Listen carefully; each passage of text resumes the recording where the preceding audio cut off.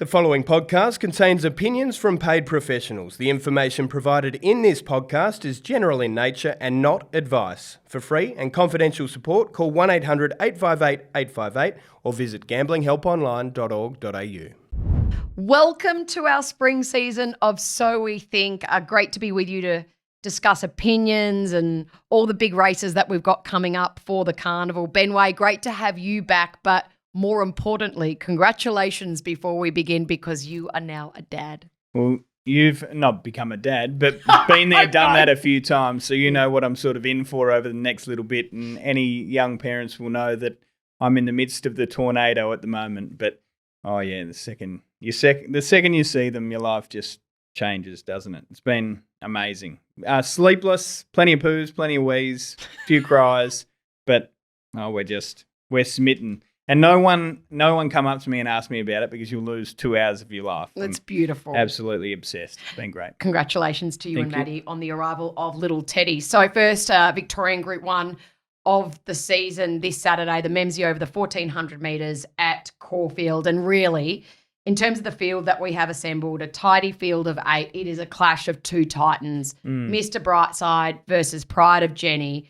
It is going to be a mouth-watering clash for those two because they've met on a number of occasions. She's probably got the wood over him in terms of the Group 1s which they've lined up in. But there's a few stats that I want to run you through that I reckon might give Brightside a case to maybe beat her first up into the preparation. We saw what she did in the Queen Elizabeth in Sydney at the end of autumn. And I think there's a bit of recency bias that she is unbeatable. But if ever there was a time for him to beat her, I reckon it's this Saturday. What do you think?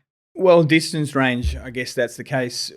So before we were thinking Mr. Brightside, as we get over further, will start to have a margin on Pride of Jenny. Then last preparation, that got blown out of the water. Now the opposite looks true. First up, 14 is probably the only chance. If he doesn't beat her now, when does he beat her? That would be my thought. I still think Pride of Jenny will win for this reason. I don't think last preparation was purely about Pride of Jenny going to the next level. For me, I thought that Mr. Brightside just regressed that half a length to a length. Did you think that, or? I think the Queen Elizabeth, there was a few factors at play. Obviously, she took off and there was other horses and jocks a bit asleep at the wheel. I think we all can say that was true for now. I think she went to another level. I do think he probably didn't come up as well in the autumn as he did in the spring before. And just the tactics, they obviously played a huge part of it as well. So they have met on 5 occasions. She's won 3 times. He's only won once. The other time was in the Australian Cup when Cascadian won and she ran second. So we'll give that as a point to Pride of Jenny. So it's 4v1 there. First up, she's never won first up into a preparation. She has had 3 trials though. Hang on, she got beaten a lip last time. She still has never won in a Group 1 first up into preparation. Yeah, that's a warped one. Whereas he is 3 from 7 first up. So he's got a great fresh record. It's the 1,400 metre Caulfield fact though that does help his case. He's 5 from 5 over the 7 furlongs at Caulfield, whereas she is 1 win for 3 minor placings. Not bad as well. In terms of Group 1s, he's won 6, she's won 3. Look, it's the market says it's pretty even. They're both in that $2 range. It's just probably who gets run of the race. If she takes off and they can't catch her, then she might get away with it yet again, but I don't think they'll let her. Yeah, so the question is, what do you do with Mr. Brightside? I assume they're 1-1. So you've got Pride of Jenny leading, you've got Gentleman Roy, Mr. Brightside Bandersnatch might be leaders back. So they're probably 1, 2, 3 and 4. But would you rather let them have a cold sit and hope that Mr. Brightside has the superior turn of foot, or do you want them to run along, harass her, and hope that you can nab them late? I don't think the run along and harass her, I don't think he gets over the top. So they're hoping that she walks. And I just don't think the connections will make that mistake. I have a feeling she will go clear. Gentleman Roy will be right there with her, which means that he probably provides the toe into the race for him. Enough of a toe? I don't know. Depends how close they get. But I don't think they'll try and keep up with her. I think they'll want last crack. And you're right. That last 400, try and exhibit a superior turn a foot, but it's going to be difficult. You know, he's 7 years old now and they're both getting older. But if you see the bright side of maybe a year ago, he's in with a shot. I would be tipping that bright side. So I was looking for other horses like Antino, for example. I was kind of thinking, you've got residual fitness. You were up in the winter. These horses haven't been seen since the autumn. Is that maybe advantageous? But they're going to be back. I don't think there'll be the speed or the calibre of horses to drag them into a race beyond that. So it looks a race in two to mine. I went with Jenny. You went with Mr. B. I did.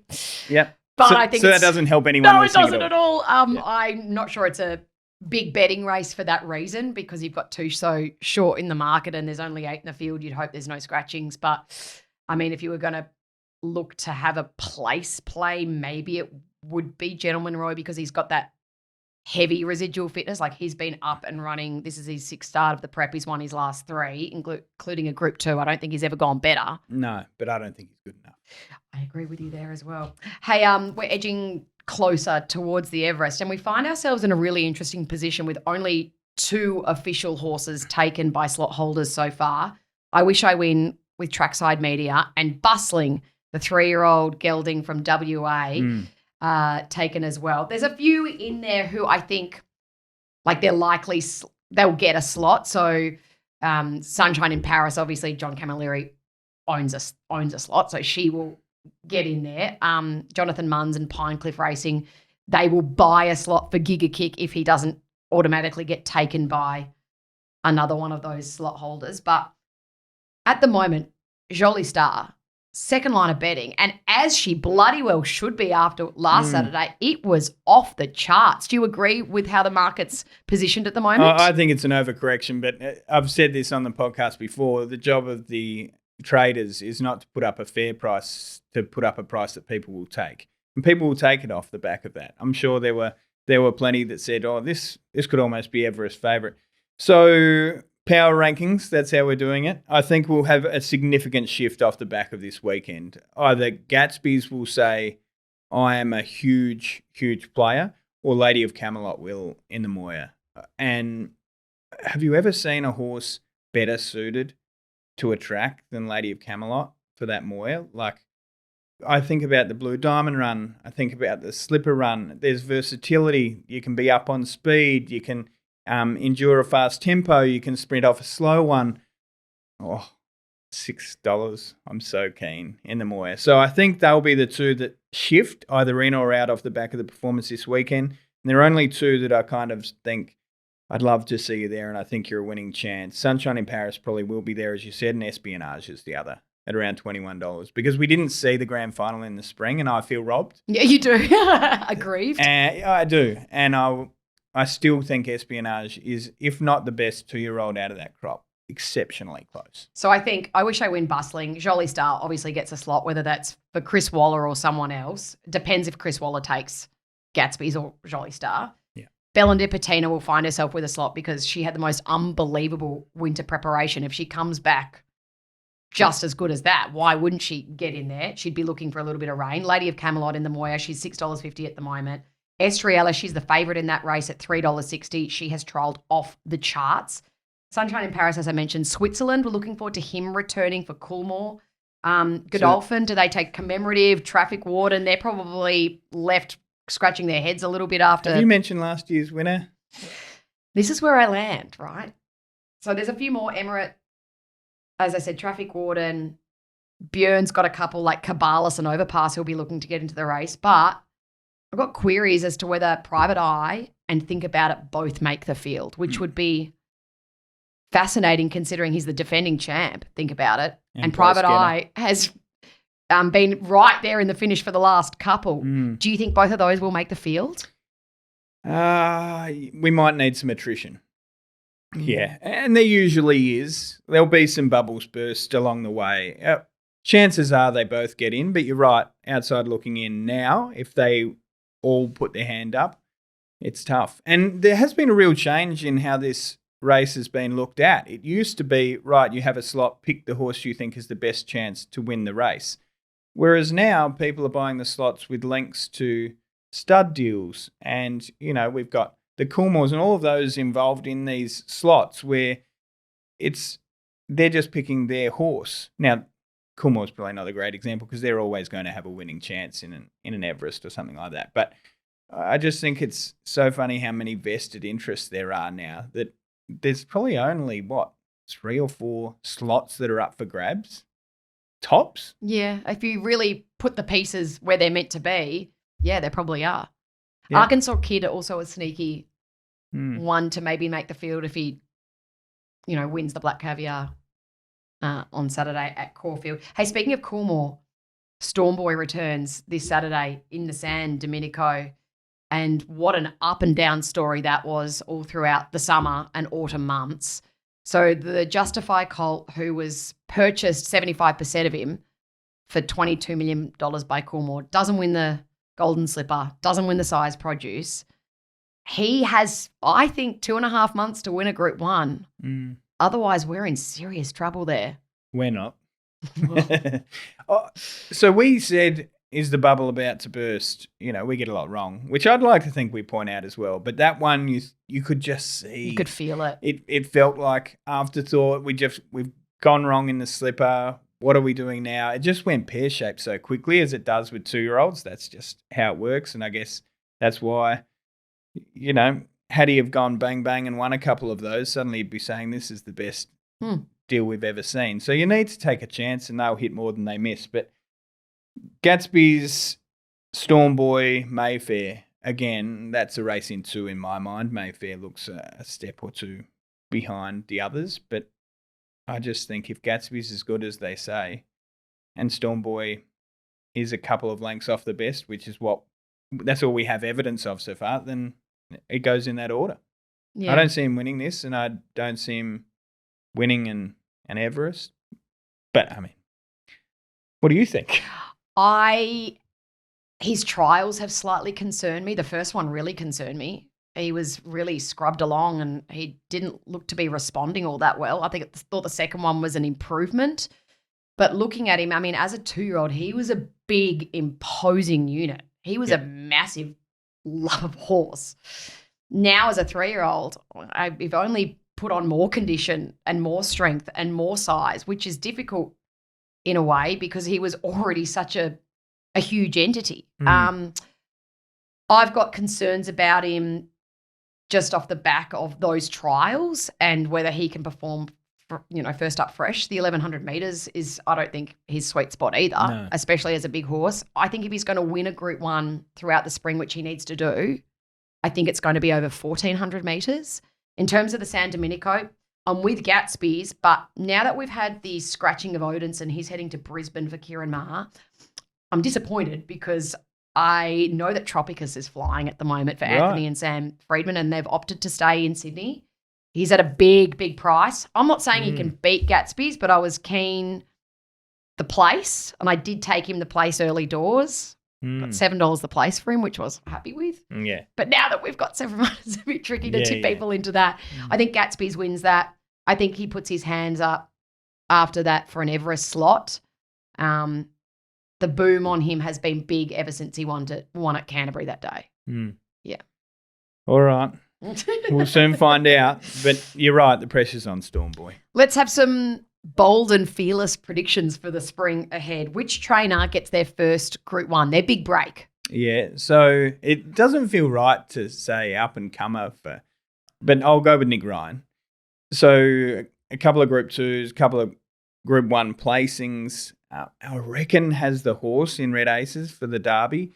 There's a lot of water to go under the bridge, and we'll see what they draw and how they arrive on race day. But he's probably the one. And again, this does not fall into this category, but I'll throw in Team Hawks because, they've got Group 1s aplenty. They tout themselves and everyone touts them as stallion-making, trainers, and they've been that. They've proven that. But they probably had a couple of years where, I spoke to Michael off camera about this, and I hope he doesn't mind my saying, they had a crop that they just weren't up to scratch. They couldn't get the big name wins, the headline wins that they would typically get. And the problem with a stable like theirs is when you get a crop of, 1 or 2 years like that, you've got to wait 6 for them to get out of the system. And now they've got some really good youngsters coming through. I'm really excited to see Mark Arena, who I think had throat drama last time out, which hopefully has been dealt with. The Blade is one of the most impressive horses I've seen in the midweeks in the past couple of years. Yeah. So, yeah, there's a lot to like. I think they'll...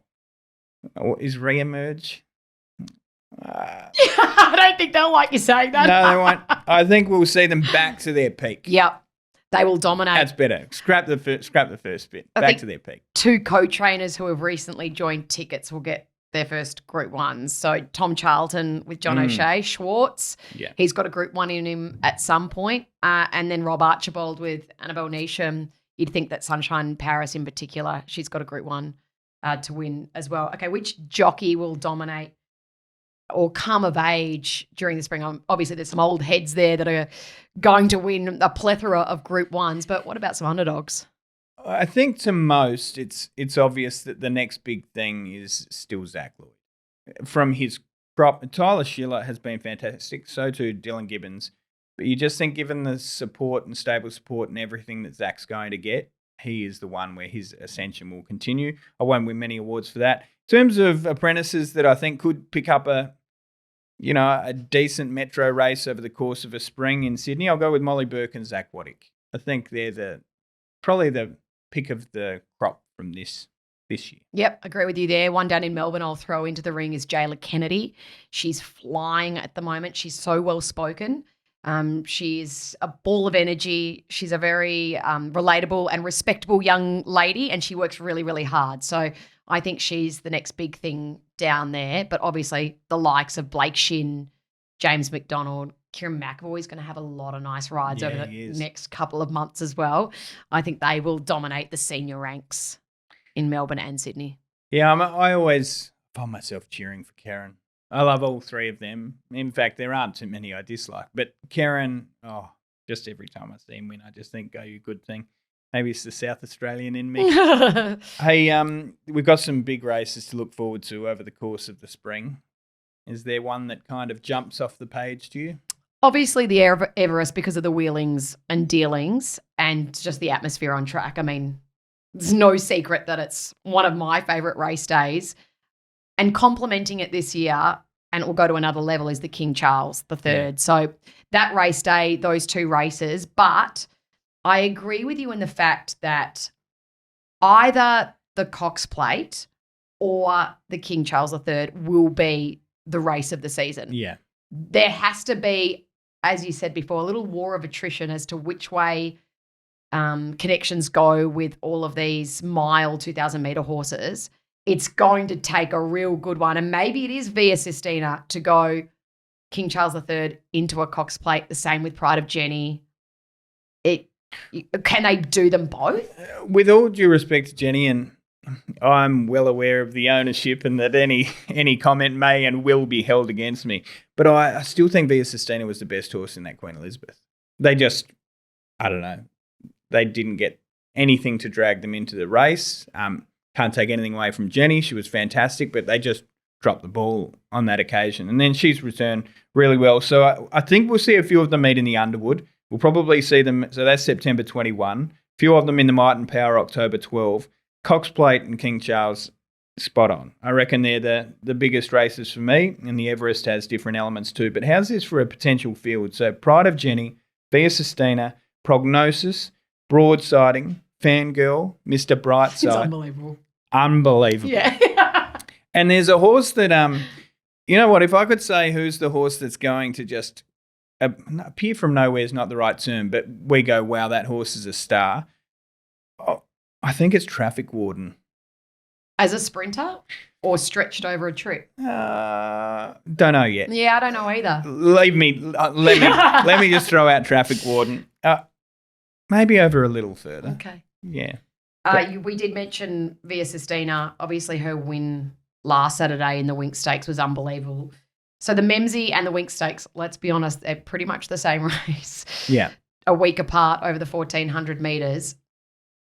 We'll tip in the Memsie, but which race do you think will be the superior form reference going forward? Because that field in the Winx was it was superb. It had me excited from when the noms came out on Tuesday. Yeah, I think the winner of the Winx will be the horse. Yeah. The horse of the spring.